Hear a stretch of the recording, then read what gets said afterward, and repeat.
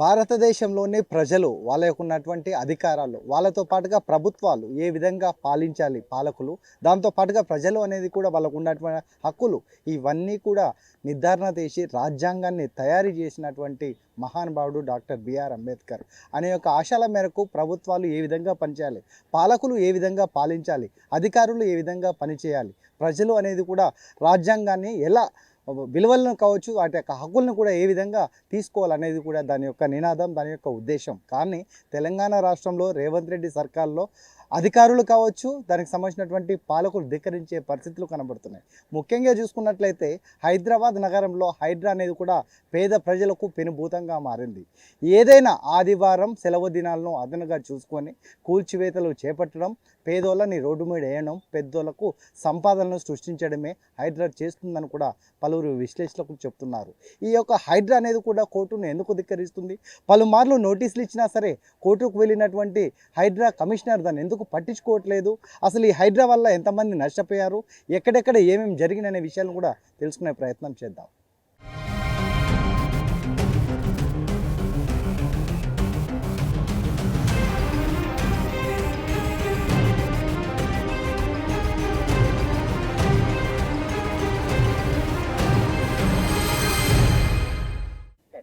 హైదరాబాద్ నగరంలో చెరువులని సుందరీకరణ చేసి చెప్తుంది హైడ్రా సుందరీకరణ పేరుతో ఏదైతే సున్నం చెరువు ఉందో దాని పక్కనటువంటి నల్ల చెరువు ఉందో హైదరాబాద్లో బతుకమ్మకుంటుందో ప్రతిదీ కూడా స్టేటస్ కో ఉన్నాయి. ఈ స్టేటస్ కో ఉన్న ప్రతిదీ కూడా ప్రతి ఒక్కరు కూడా స్టేటస్ కోని ఉపయోగించినా దాన్ని ధిక్కరించుకుంటూ హైడ్రా కమిషనర్ అభివృద్ధి పేరిట కూడా బాటపట్టి చెరువులను సుందరీకరణ చేస్తుందంటాడు.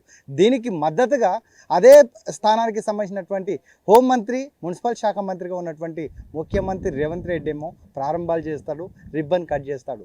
అది కోర్టు ధిక్కరణ కాదా, కోర్టును కావచ్చు రాజ్యాంగాన్ని ఉల్లంఘించినట్టు కాదా అనేది కూడా పలువురు విశ్లేషకులు చెప్తున్నాం. ప్రస్తుతానికి మనం సున్నం చెరువు దగ్గర ఉన్నాం. సున్నం చెరువు దగ్గర ఒక వినూత్నమైన ప్రదర్శన చేస్తున్నారు. ఏదైతే రాజ్యాంగాన్ని ధిక్కరించేసి హైకోర్టులను ధిక్కరించినటువంటి ప్రభుత్వానికి విరుద్ధంగా సున్నం చెరువులో బీఆర్ఎస్ నాయకులు రాయల కార్తిక్ ఆధ్వర్యంలో కూడా దాదాపు 82 మంది కుటుంబాలు రోడ్డు మీద పడ్డాయి హైడ్రా కూల్చివేతల్లో భాగంగా. దానిపైన ఈ సున్నం చెరువు దగ్గర వనభోజనాలు పెట్టి మహిళలు, పెద్దలు, చిన్నలు అందరూ కూడా వచ్చేసి ఇక్కడ వనభోజనాలు పెట్టి రాజ్యాంగానికి, అంబేద్కర్కు నివాళి అర్పించిన ప్రయత్నాలు కూడా చేస్తున్నారు. మనతో పాటుగా కూడా బీఆర్ఎస్ నాయకులు రాయల కార్తిక్ ఉన్నారు. అన్న చెప్పండి, ఈ రాజ్యాంగాన్ని కావచ్చు హైకోర్టుని ధిక్కరించే రాజ్యాంగం ఈ రెండింటిని ధిక్కరించేటువంటి ప్రభుత్వాన్ని ఏ విధంగా చూడవు, దీంతో పాటుగా వచ్చేసి హైడ్రా కమిషనర్ని ఏ విధంగా చూడవచ్చు? బాబాసాహెబ్ అంబేద్కర్ గారి 135వ జయంతి మేము వాంటెడ్లీ కావాలనే ఇక్కడ సున్నం చెరువుల ఇక్కడ అందరితో పెద్ద ఎత్తున చేయటం జరుగుతుంది.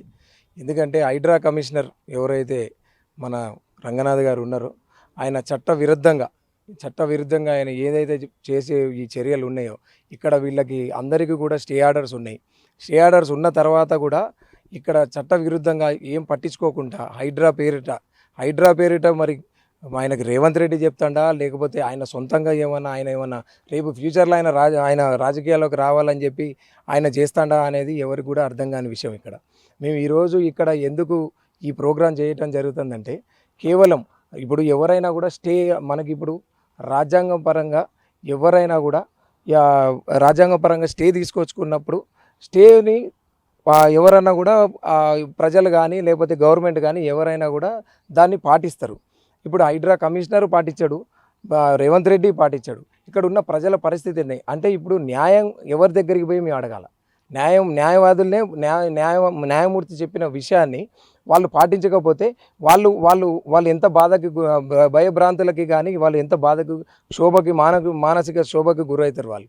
అంటే ఇక్కడ ఎట్లుందంటే ఈ పాలన అంతా కూడా ఈ మన కాంగ్రెస్ పాలన అంతా కూడా తుక్లక్ పాలన ఇది. అంటే కనీసం మంచిగా అంటే దాని రాజ్యాంగం గురించి తెలియదు ఆయనకి, అసలు విలువల గురించి తెలియదు, ప్రజల గురించి పట్టించుకునే నాదుడు కాదు. సో ఇప్పుడు ఏంటంటే మొన్నటికి మొన్న కూడా ఇక్కడ మన హైడ్రా పోయి కూల్చివేత చేసింది. ఆ కూల్చివేత కూడా పొద్దున 6 గంటలకు చెప్పి 9 గంటలకు కూల్చటం ఏందని నాకు తెలియక అడుగుతా. చిన్న పిల్లలు ఉన్నారు, చిన్న పిల్లలు ఉన్నా కూడా వాళ్ళతో పాటు వాళ్ళతో పాటు వాళ్ళు పరుపులు కిందకి వేసుకుంటారు, కింద గిన్నెలు కింద పడేస్తారు, అన్ని కింద పడేసుకుంటే ధన అంత తొందర ఏమొచ్చింది ఇక్కడ కూడా. సో ఇక్కడ కూడా ఏంది డిప్రెసింగ్ చేస్తున్నాం మేము, ఇక్కడ ఏం చేయట్లేదు అది ఇది అని చెప్పి అప్పుడు చెప్పారు. నేషనల్ గ్రీన్ ట్రిబ్యునల్ ఎన్జిటి ఏదైతే ఇచ్చిందో దాని ప్రకారంగా మేము పోతామని చెప్పారు. ఎన్జిటి ఇచ్చింది ఏదైతే ఎన్జిటి ఇచ్చిందో, ఎన్ని ఎకరాలని చెప్పి ఎన్జిటి రిపోర్ట్ ఇచ్చిందో ఆ రిపోర్టు ప్రకారంగా హైడ్రా నడుచుకోవట్లేదు. హైడ్రా ఓన్లీ ఒకటే ఏం చేస్తుందంటే వాళ్ళకి ఏదైతే లబ్ధి జరుగుతుందో వాళ్ళని టార్గెట్ చేసి హైడ్రా ఈరోజు ప్రజల్ని భయభ్రాంతులకు గురి చేస్తుంది. రేపు రానున్న ప్రభుత్వం బీఆర్ఎస్ ప్రభుత్వం ఎట్లయినా కూడా ఈ హైడ్రా వాళ్ళని కానీ ఈ కాంగ్రెస్ ప్రభుత్వం కానీ తొక్కి వదిలిపెడుతుంది. ఇది మాత్రం తస్మాత్ జాగ్రత్త. రేవంత్ రెడ్డి ఫోన్లు చేసి మమ్మల్ని బెదిరియడం కూడా జరిగింది. సో వాటి ఎన్ని బెదిరింపులు ఏమున్నా కూడా మేము బీఆర్ఎస్ పార్టీ వల్ల ఏనికి భయపడి కొట్లాడి తెచ్చుకున్న తెలంగాణ ఇది. ఎంత దూరం అయినా ఇంకా కొట్లాడతాము. నువ్వు ఎంత దూరం అయినా ఎన్ని కేసులు పెట్టినా కూడా మేము భయపడము. సో ప్రజలు ఎమ్మటే మేము ఎప్పుడు కూడా ఉంటాము. సో ఎప్పటికైనా కూడా ప్రజాస్వామ్యం అనేది గెలుస్తుంది. ఇదంతా కూడా కాంగ్రెస్ పార్టీ వాళ్ళందరికీ కూడా ఇదంతా కూడా చూసి ఇకనైనా సిగ్గు తెచ్చుకొని వాళ్ళు ఏం చేస్తున్నారు, ఈ హైడ్రా కమిషనర్ ఏం చేస్తున్నాడు ఆయనకైనా తెలుసుకొని, కనీసం ఆయన ఐపీఎస్ ఆఫీసర్ కాబట్టి కనీసం దాన్ని ఆలోచన చేసుకొని ఆయన ఇంకా ముందుకు పోతే బాగుంటుంది అనేది మా ఉద్దేశం. ఇది అంటే బీఆర్ఎస్ నాయకులు రాయల్ కార్తిక్ గారు చెప్తున్న విషయం. దీంతో పాటుగా కొంతమంది బాధితులు ఉన్నారు. ఆ బాధితుల దగ్గరికి వెళ్ళి కూడా వాళ్ళ యొక్క ప్లేస్లు ఎక్కడ ఉన్నాయో ఆ కూలిపోయిన ప్లేస్లలో కూడా కొంతమంది ఉన్నారు. దాంతో పాటుగా 82 మంది మహిళలు కూడా అక్కడ అన్నదానం చేసుకుంటూ, దాంతో పాటుగా ఏదైతే వాళ్ళందరూ బిఆర్ అంబేద్కర్ కూడా నివాళులు అర్పించి జయంతి కార్యక్రమాలు చేసుకొని కూడా అన్నదాన కార్యక్రమాలు చేస్తారు. అక్కడ కూడా వెళ్ళి తెలుసుకునే ప్రయత్నం చేస్తారు. ప్రస్తుతానికి మనం సున్నం చెరువు దగ్గర ఉన్నాం. ఇక్కడ 5 అంతస్తుల భవనం కట్టుకొని దానికి సంబంధించినటువంటి బ్యాంకు లోన్ కావచ్చు, సంపాదించిన సంపాదన రూపాయి కూడబెట్టుకొని కట్టుకున్నటువంటి బిల్డింగ్ ఒక్కసారిగా కూలిపోయిన ఆవేదనతోని హాస్పిటల్ పాలయ్యారు ఆ రోజున. అదే నాగేంద్ర కుమార్ యొక్క స్థలం కూల్చివేసిన స్థలంలో ఉన్నాం. అతను కోర్టుకు వెళ్ళి స్టేటస్కు ఉన్నప్పటికీ దాన్ని ధిక్కరించినటువంటి హైడ్రా కమిషనర్ కూల్చివేశాడు. అతని యొక్క మాటల్లోనే తెలుసుకునే ప్రయత్నం చేద్దాం. సార్ చెప్పండి, మీరు ఈ ఫ్లాట్ అనేది ఎప్పుడు కొన్నారు? జిహెచ్ఎంసీకి పర్మిషన్కి వెళ్ళారా? దాని తర్వాత హైడ్రా కమిషనర్ కూల్చివేసినప్పుడు మీకు ఏమని చెప్పారు? 2014లో నేను కొన్నానండి. 2014లో కొన్నప్పుడు దీనికి అప్పటికే యుఎల్సి ఎల్ఆర్ఎస్లు ఉన్నాయి, అన్నీ ఉన్నాయి. నేను మామూలుగా అప్లికేషన్ పెట్టాను. 2016లో నాకు పర్మిషన్ వచ్చేసింది. నా నైబర్ది ఇంకొక ఫ్లాట్ తీసుకుని 2 కలిపి పెడితే 4 ఫ్లోర్స్ పర్మిషన్ ఇచ్చారు, G+4. నేను ఆ విధంగానే యాజ్ పర్ నామ్స్ ప్రకారమే కట్టాను. ఆల్ ఆఫ్ సడన్ దీనికి ఎవరు ఇన్వాల్వ్మెంట్ ఉందో తెలీదు, పెద్దలందరూ ఇన్వాల్వ్ అయ్యారు. ఇక్కడ ఎప్పుడూ కూడా FTL లేదు. ఎందుకంటే నా ఫ్రంట్ ఫ్లాట్కే కరెక్ట్గా NOC ఉంది. ఏది రైట్ ఆఫ్ ఇన్ఫర్మేషన్ అట్లా అడిగితే ఏది ఇవ్వరు, ఏది సపోర్ట్ చేయరు. దాన్ని నా బిల్డింగ్కి స్టేటస్కో ఉంది. 2016-24 జూన్ ముందర వచ్చిన పర్మిషన్లు ఉన్నాయి, కూలగొట్టిన స్టేట్మెంటు ఉంది అయింది కమిషనర్ గారిది. అయినా కానీ వచ్చి కూలగొట్టాడు. అంటే ఒక్కొక్క చోట ఒక్కొక్క న్యాయం. యుఎల్సీ ఉన్న ల్యాండ్లు కూలగొట్టమన్నారు, ఎంటర్ అవ్వమన్నారు. ఇదంతా యుఎల్సీలో ఉన్న ల్యాండే. యుఎల్సీలు ఇచ్చారు, ఎల్ఆర్ఎస్లు ఇచ్చారు, డ్రైనేజ్ పైపులు వేశారు. ఇప్పుడు మొత్తం వీళ్ళ సిస్టమ్ ప్రకారం డ్రైనేజీలు ధ్వంసం చేస్తున్నారు. కోర్టు ఆర్డర్ పెండింగ్ ఉండగా, ఆర్డర్స్ రావడానికి ఇంకా పెండింగ్ ఉండగానే మళ్ళీ వర్క్ చేసేస్తాం. నైట్లు చేసేయటం. అంటే జడ్జి గారు అంటే విలువ లేదు, రాజ్యాంగం అంటే విలువ లేదు ఆయనకి. ఆయన స్పెషల్ లా. నాకు లీగల్గా నాకు పట్టింపు లేదు. నాకు సుప్రీంకోర్టు ఆర్డర్ ఏదో ఉందంటాడు, ఏముందో చెప్పడు, ఏది పట్టించుకోడు. దాని వెనకాల ఆయన సీఎం గారు ఉన్నారంటాడు. కాసేపు దీని మీద ఇంట్రెస్ట్ సీఎం గారికి అంటాడు. ఏం ఇంట్రెస్ట్ నాకు అర్థమై సావదు. అక్కడేమో 16 సర్వే నెంబరు యాక్చువల్గా ఇన్లెట్, ఆ ఇన్లెట్ని మూసేశారు.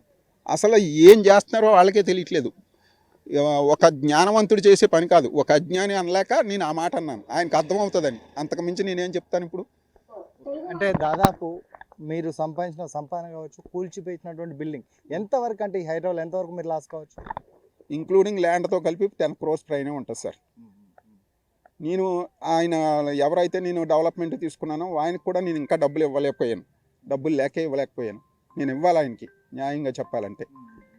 అది ఓకే, ఇది పరిస్థితి. ఏదైతే నాగేంద్ర కుమార్ దాదాపు 10 కోట్ల రూపాయల వరకు కూడా లాస్ అయిపోయిన కూడా బాధపడుతున్న సందర్భాలు, ఒక హైకోర్టు యొక్క ధిక్కరణ వల్ల, హైడ్రా చేసినటువంటి పని వల్ల ఒక నిండు కుటుంబం కూడా రోడ్డు పాలైనట్టుగా తెలుస్తుంది. మనతో పాటుగా కూడా ఈ యొక్క ఏదైతే ఇక్కడ స్థానికంగా ఉన్నటువంటి వాయిస్లను కూడా తెలుసుకునే ప్రయత్నం చేద్దాము. నా పేరు నవీన్ అండి. ఇక్కడ సున్నం చెరువులో మొత్తం 86 ప్లాట్స్ క్లియర్గా మా దగ్గర పర్మిషన్స్ సున్నం చెరువు ఉన్నది ఓన్లీ 15.26 రిపోర్ట్ ఒక ఎన్జిటి రిపోర్ట్ అంటే national lake tribunal clearly green tribunal క్లియర్గా 15.26 అని ఉంది, అంటే 15 acres 26 గుంటాస్ అని ఉంది. ఈయన కొత్తగా వచ్చి 32 acres అని పెట్టేశాడు మార్కింగ్. ఎక్కడికి వెళ్ళి వచ్చింది ఎవరికి తెలియదు. ఇది ఏదైతే ఎన్జిటి రిపోర్ట్ ఉందో ఒక కోర్టులో ఉంది, which is under supreme court preview. అవి తీసుకొచ్చి రిపోర్ట్ ఇచ్చాము, సరే అంటాడు అని చేసి పని చేస్తాడు. ఇంకో 32 acres డ్రాఫ్ట్ లేఅవుట్ అంట. డ్రాఫ్ట్ లేఅవుట్ అంటే ఏంటి? లేఅవుట్ కన్ఫర్మ్ అయినాక చేయాలి కదా పని. డ్రాఫ్ట్ లేఅవుట్ అని చెప్పి వాళ్ళు చేసేసుకుంటున్నారు పని. కాబట్టి చూడండి, ఇంకా court has clearly said 5 times పని చేయొద్దు అని. మేము వెళ్ళి అక్కడ చెప్తే ఏంటి పని చేయట్లేదు అంటారు. మీరు ఒక్కసారి చూడండి సార్, పని చేస్తున్నారు లేదా చూడండి, పని చూడండి, ఇక్కడ బండ్లు చూడండి, జేసీబీలు చూడండి, లారీలు చూడండి. లేని చెరువు తెచ్చారు, మీరు చూడొచ్చు. ఇక్కడ చెరువు అక్కడ ఉంది, లేని చెరువు తోవేశారు. గుడి వరకు చెరువు లేదు, గుడి దగ్గర కొత్త చేశారు. చూడండి, మీకు కనపడుతుంది కదా. ఇది ఒక జస్టిస్ సావుల్ సాంబశివరావు గారు, ఒక పెద్ద మనిషి లీగల్ ల్యాండ్.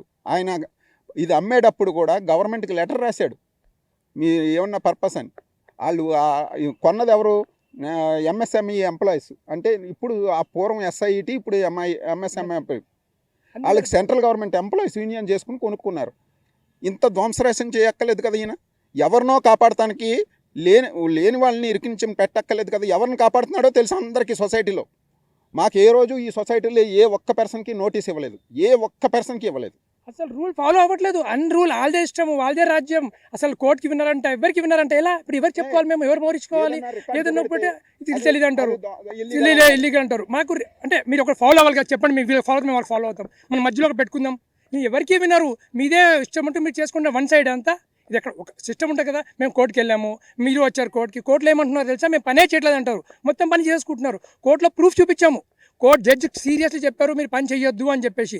ఆయన కూడా సరే అంటారు, మేము చేయట్లేదు సార్ అంటారు. ఇక్కడ వచ్చి మళ్ళీ పని చేసుకుంటున్నారు. నైట్ టైం చేస్తున్నారు, నైట్ 1 o'clock 2 o'clock పని చేసుకుంటున్నారు. మా సైట్లో మమ్మల్ని రానియట్లేదు, మా సైట్స్కి మమ్మల్ని రానియట్లేదు. అంటే వాళ్ళు రావచ్చు, మేము రావద్దా? కోర్టు ఎవరికి వెళ్ళొద్దు అంది. మీరు మెయింటైన్ చేయండి, మేము మెయింటైన్ చేస్తాము. మీకు ఒక రూల్, మాకు ఒక రూలా? ఇది ఎంత అన్యాయం ఇది, ఆలోచించండి మీరు. 30 సర్వే నెంబర్ కానే కదా ఇది. మా సర్వే నెంబర్ 1213. 30 సర్వే నెంబర్ ఎక్కడో ఉంది. అంటే సర్వే నెంబర్లు మార్చేస్తున్నారు, బౌండరీలు మార్చేస్తారు, ఇష్టం చేసుకుంటున్నారు వాళ్ళు. దానికి ఒక న్యాయము. మేము 1945 నుంచి పేపర్స్ ఉన్నాయి మా దగ్గర. We have a records before from the Britishers time. We have a records. మీకు చూపెట్టండి రికార్డ్స్ లేవు వాళ్ళ దగ్గర. మేము కోర్టు సబ్మిట్ చేసామన్ని, వాళ్ళ రికార్డ్ లేవు. విలేజ్ మ్యాప్స్ ఉన్నాయి, అన్నీ ఉన్నాయి. అన్నీ ఉండగా కూడా మళ్ళీ ఇది అంటారండి. చూడండి, మ్యాన్మేడ్ ఉన్న చెరువు అక్కడ. ఇంత చెరువులో ఒక చుక్క నీళ్ళు లేదండి. వాళ్ళు మొన్న బోరేశారు, అంతెందుకు మొన్న బోరేశారు, అక్కడ నీళ్ళు రాలేదు. చెరువు పక్కన బోరేసుకున్నారు వాళ్ళు, ఎందుకు వేసుకున్నారో తెలియదు. హైదరాబాద్ వాళ్ళు చుక్క నీళ్ళు రాలేదండి. ఇంకెంకా చెరువు అండి మీరు చెప్పండి. This is what is going అని అడగండి. వాళ్ళు బోరేశారు, 2 days కంటిన్యూస్ బోరేశారు, వాటర్ రాలేదు. చెరువు ఉంటే వాటర్ వస్తాయి కదా సార్. ఏంటిది మరి చెరువు అంట? ఇది అంటే ఏదైతే వాళ్ళ యొక్క కోట్ల రూపాయలు వేక్షించి కూడా ఇల్లు కట్టుకుంటే ఆ ఇల్లు ఎలాంటి నోటీస్ ఇవ్వకుండా ధిక్కరించి, కోట్లని ధిక్కరించి, రాజ్యాంగాన్ని ధిక్కరించి కూల్చివేతలు చేపట్టారని కూడా నాగేంద్ర కుమార్ వాపోతున్న పరిస్థితి కనబడుతుంది. దీంతో పాటుగా మనం విజువల్లో చూసినట్లయితే మనకు దూరంగా వచ్చేసి ఒక టెంట్ కనబడుతుంది. ఆ టెంట్లో దాదాపు 80 పైచిలుకు కుటుంబాలు కూడా ఇదే హైడ్రా బాధితుల వల్ల వాళ్ళకి ఎలాంటి నోటీస్ లేకపోతే కూల్చివేతల్లో ఉన్న బాధిత కుటుంబాలు కూడా ఇక్కడ వనభోజనాల టైప్ కూడా ఒక కార్యక్రమం చేసుకొని రాజ్యాంగం ఏదైతే సృష్టించినటువంటి అధినేత బిఆర్ అంబేద్కర్ గారికి నివాళులు అర్పించుకుంటూ వాళ్ళు కార్యక్రమాలు చేపించుకుంటూ వాళ్ళు ఎన్ని రోజులు బాధపడి కట్టుకున్నటువంటి ఇళ్లను కూల్చేసినటువంటి హైడ్రా కమిషనర్ సీఎం రేవంత్ రెడ్డికి వ్యతిరేకంగా కూడా వీళ్ళు కార్యక్రమాన్ని చేపట్టారు. అక్కడికి వెళ్ళి వాళ్ళు పడ్డ బాధలేంటిది, అసలు ఈ కార్యక్రమం ఎందుకు పెట్టారని కూడా తెలుసుకునే ప్రయత్నం చేద్దాం. టెంట్ వేసుకొని భోజనాలు చేసుకొని ఇక్కడ కార్యక్రమాలు చేసుకొని బాధిత కుటుంబాలు కూడా ఇక్కడ కూర్చున్న పరిస్థితులు. వాళ్ళ మాటలు అడిగి తెలుసుకున్నాం. అమ్మ, ఇక్కడ ప్రభుత్వం ఇండ్లు కూల్చివేయడం, పేదోళ్లకు కట్టియకుండా కూల్చివేయడం, దీన్ని ఎట్లా చూడవచ్చమ్మా? అమ్మ, మేము బతకనికి వచ్చినాం. మాకు ఇల్లు గుడిసెలు వేసుకుని బతకడానికి మాకు ఏది లేదు. గుడిసెలు వేసుకొని బతకనికే గుడిసెలు పీకేస్తున్నారు. మేము ఏడ కష్టం చేసుకుని బతకాలన్నా, ఏడ ఉండాలన్నా మాకు జాగ లేదు. ఏమన్నా గుడిసెలు వేసుకొని బతుకుదాము, ఇన్ని కూలినాలు చేసుకొని బతుకుదాం అన్న మమ్మల్ని గుడిసెలు వేసుకొని ఇస్తలేరు, మాకు జాగాలు ఇస్తలేరు. మా బతుకులు ఏందో మేము ఏదో బతుకుతున్నాం. ఏడ మాకు చిన్నపిల్లలు ఉండరు, కరెంటు లేదు, నీళ్ళు లేవు. మేము ఎట్లా బతకాలి, ఏం చెయ్యాలి వేసుకున్న గుడిసెలు మొత్తం పీకేస్తున్నారు. రేవంత్ రెడ్డి వచ్చినాక మాకు ఏం న్యాయం చేస్తలేడు. చేసిన న్యాయం కూడా మాకేం మంచిగా అనిపిస్తలేదు. కేసీఆర్ ఉన్నప్పుడు మాకేదో ఇచ్చిండు, బియ్యం ఇచ్చిండు, కరెంటు ఇచ్చిండు, 24 గంటలు కరెంటు ఇచ్చిండు. ఈయన 1 గంట కరెంటు తీస్తూ ఉంటే 2 గంటలు కరెంటు తీసేస్తున్నాడు. మా పరిస్థితి ఏంది, మా బాధలేంది, మా పిల్లలేంది, మేము ఎట్లా బతకాలి చెప్పు. మేము బతకనికి వచ్చినాం. హైదరాబాద్ అంటే ఏంది, బతకడానికి వచ్చినాం. ఆ బతుకు ఎవరు చూడాలి? మాకు బెడ్రూమ్లు ఇస్తున్నాడు ఎవరు, జయంత్ రెడ్డి. అది కూడా లేదు. జాగ లేని వాళ్ళకి జాగ ఇస్తున్నాడు, అది లేదు. భూమి లేని వాళ్ళకి భూమి ఇస్తున్నాడు, అది లేదు. మాకైతే మరి ఉండడానికి కూడా ఇండ్లు లేవమ్మా. తెలంగాణ రాష్ట్రంలో కాంగ్రెస్ ప్రభుత్వం హైకోర్టులను సుప్రీంకోర్టులను ధిక్కరించడమే ఆచారంగా తీసుకుంది. సంస్కారం లేని, హీనం లేని పనులు చేస్తుందని కూడా ప్రజలు వాపోతున్న పరిస్థితి. కట్టుకున్న గూడులను కూల్చేయడం, ఏదైతే వనరులు లేక సస్యశ్యామలంగా ఉన్నటువంటి కంచెగచ్చిపోలి లాంటి భూములని అడ్డగోలుగా అమ్మడానికి కూడా 400 పైచిలుకు ఎకరాల భూమిని కూడా తాకట్టు పెట్టడానికి, అమ్మడానికి దాంట్లో ఉన్నటువంటి జింకలను సైతం కూడా చంపింది. దానిపైన సుప్రీంకోర్టు, హైకోర్టు ఏదైతే కేసులు వేసిరో ఆ కేసులను కూడా ధిక్కరించినటువంటి పరిస్థితులు. దాంతో పాటుగా రిటైర్డ్ ఉద్యోగులు ఎవరైతే ఉన్నారో 6 వారాల నుంచి 8 వారాల్లోకి వాళ్ళకి సంబంధించినటువంటి బెనిఫిట్స్ ఇవ్వాలంటే దాన్ని కూడా కాలరాసిన పరిస్థితి. ఇకపోతే హైదరాబాద్ నగరంలో పెనుభూతంగా ఏదైతే పీడించేటువంటి హైడ్రా ఉందో, హైడ్రా ఎక్కడ అభివృద్ధి చేసినటువంటి చెరువులు కావచ్చు, ఏదైతే కూల్చినటువంటి ఇండ్లు కావచ్చు, ప్రతిదీ కూడా హైకోర్టులను సుప్రీంకోర్టులను ధిక్కరించిన సంస్కృతి. ఇలాంటి హైకోర్టులను ధిక్కరించేటువంటి అధికారులు కావచ్చు, పాలకులు కావచ్చు, వాళ్ళపైన హైకోర్టు సుప్రీంకోర్టు ఎలాంటి చర్యలు తీసుకుంటుందనేది కూడా వేచి చూడాల్సిన పరిస్థితి. కానీ సామాన్యుని గొంతు కోసేసి పేదవాడిని అడ్డి విరిచేటువంటి రాష్ట్ర ప్రభుత్వం హైడ్రా ఏదైతే ఒకవైపు ఒక రూలు, మరోవైపు ఒక రూలు, ఒక చెరువు దగ్గర ఒక రూల్ ఉంటుంది, ఒక మున్సిపాలిటీ దగ్గర ఒక రూల్ ఉంటుంది, ఇంకొక చెరువు దగ్గర ఒక కుంట దగ్గర కూడా ఒక ఊరు ఉంటుంది. ఒకవైపు యుఎల్సీ ల్యాండ్లను కూల్చమంటాడు, ఒకవైపు వచ్చేసి బఫర్ జోన్ అంటాడు, మరోవైపు ఎఫ్టీలు అంటాడు. దేనికి కూడా ఒక దిశానిర్దేశం లేకుండా కూడా పాలన చేస్తున్నారని కూడా ఇక్కడ ఉన్నటువంటి స్థానిక ప్రజలు కోట్ల రూపాయలు, దాదాపు 10 కోట్ల రూపాయలు నష్టపోయామని, 2014లో కొనుక్కున్నటువంటి జాగలు అవన్నీ కూల్చివేసి ఎలాంటి నోటీసులు ఇవ్వకపోవడం వల్ల రోడ్డు పాలయ్యామని చెప్పేసి ఒక బాధితుడు రోధిస్తున్న పరిస్థితి. ఇన్ని జరగడానికి కారణం కోర్టులను ధిక్కరిస్తున్న రాష్ట్ర ప్రభుత్వం, పాలిస్తున్న పాలకులు, అధికారులు చేస్తున్నటువంటి నీచ సంస్కృతి అని కూడా స్థానిక ప్రజలు కావచ్చు, బాధితులు కూడా వాపోతున్న పరిస్థితులు కనబడుతుంది. కెమెరామెన్ అరవింద్తో రంజిత్, టీ న్యూస్, హైదరాబాద్.